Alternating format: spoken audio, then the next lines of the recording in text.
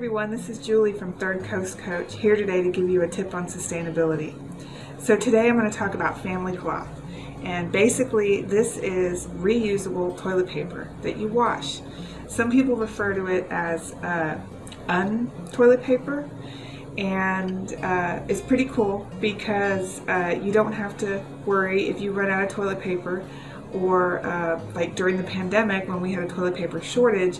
These things were my best friend, so I was super happy to have these. I've been doing these for about 3 years now.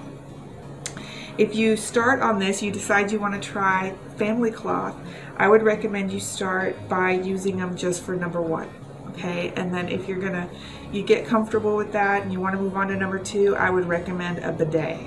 So you can they sell very inexpensive handheld bidets. You can also get a formally installed bidet on your toilet that'll rinse you, and those, you can actually get those now, not super expensive. So I would highly recommend one of those, so that all you're doing with these is drying yourself. So where do you get family cloth? How do you get family cloth? Well, you can buy it. They have a lot of sellers on Etsy that make family cloth. You can also make them yourself from fabric. If you're going to make them yourself, you want to look for organic if possible, flannel. So flannel is soft and absorbent, so it's going to be a good material for your family cloth. And you actually don't even have to edge stitch these. I didn't. I did use pinking shears to help reduce the fray. At first they frayed a little bit, but in time the fray calmed down. So the fray, for me, it's not a big deal. It really comes down to personal preference, but you can edge stitch these if you have a sewing machine and you're very handy with sewing.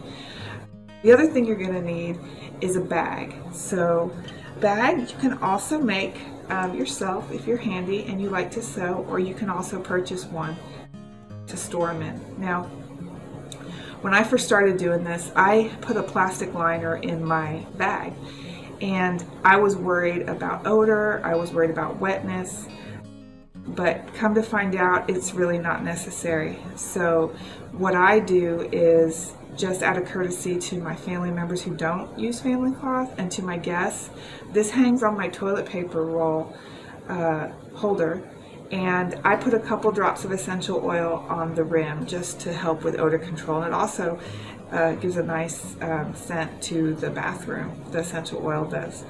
So you're going to need a bag, you're going to need cloths. The cloths, you can cut them, these are about maybe about 6 by 5 or 6 by 6. So whatever size, you could try a size and see if it works for you, and then adjust accordingly.